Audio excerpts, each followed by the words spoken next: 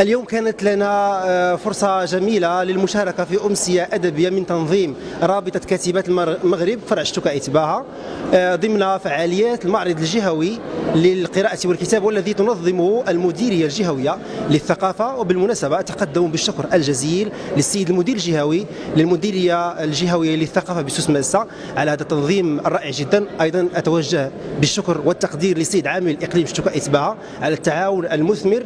لاحظنا يعني القاعة كانت مكتظة عن آخرها، والحضور يعني راقته أجواء الأمسية. أيضا سنقوم بزيارة معرض الكتاب وسنزور الأجنحة. صراحة شتوكا إتباها تستحق هذه الثورة القرائية، فبها أدباء متميزين وبها أيضا تلاميذ مبدعين.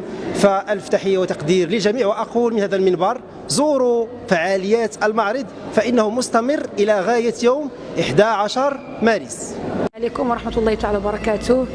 رابطة كاتبات المغرب فرع شتوكا إتباها كانت هذا اليوم مع أمسية فنية شعرية مع ثلة من الشاعرات والشعراء، حيث كان اللقاء مناسبة لتوقيع دواوين الشاعرة سعاد أكريم والشاعرة منى عطار والكاتب والأستاذ عمر لوريكي، وكذلك القاصة لطيفة حدادي وعبد العزيز بوشاطر. كل هؤلاء كانوا في هذه الأمسية فرحون وسعداء في لقاء جميل ورائع ومثمر، وكانت مناسبة أيضا فرصة لتلاقح أفكار ورؤى متعددة.